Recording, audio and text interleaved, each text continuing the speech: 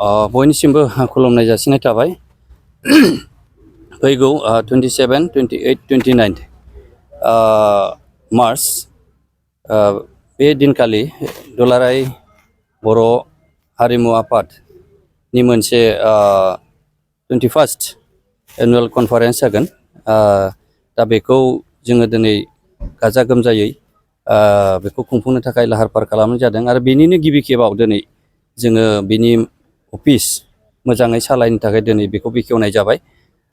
आसा खालामदों जों गासै जेनोखि कमिटिनि टिमफोर दिनै बिथांमोना जोबोद साखाफारा जानानै दं आरो जों बेखौ दायथ' गोलैनायलाय आरो जों बेखौ हारिमुखौ जों बयबो मोजां मोनो आरो बेखौ फोथांना लाखिनायाव बयहाबो दायथ' दं हिसाबै जों नाजा आरो गोसो मोदोम आरो बोलो होनानै बेखौ नाजाबाय थादों।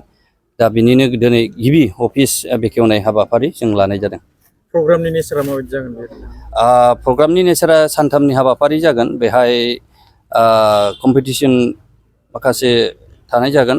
जोङो शेड्युल खालामजोब्बाय खिन्थु बेखौ जों सिगाङै बुंनो सानासै। बेहाय एक्जिबिसनबो लादेरनाय जोंनो जादों। आसा खालामदों गासैबो जोंनि बिटिआरनि ओनसोलनि बा बायरानि ओनसोलनि जेनाखि बर'फोर बेहाय फैगोन आरो बिराद गाजा गोमजायै बे प्रग्रामा जागोनखौ जोङो मिजिंथिदों। सेमिनारफोर थागोन नामा? बेफोरो सानदों खिन्थु एक्सुवेलि जों बेखौहाय प्रग्रामाव दाबो मोजाङै शेड्युल खालामाखै आरो खालामगोन। बे गाबोन अखानायैनो बे क्लियार जाजोबगोन। जेखि जाया मानो जों बयबो हारिमुखौ मोजां मोनो आरो बयबो बरायदों आरो जों स्पेसियेलि बे ओनसोलनि जानानै दिनैनि जेसेबां कमिटिनि दैदेनगिरिफोर दङ बा बिबानाव मोनदों बिथांमोना साबसिनै आरो गोसो गोथारै बरायदों आरो बेखौ एकदम गाजा गोमजायै जाफुंगोन होननानै मिजिंथिदों आरो।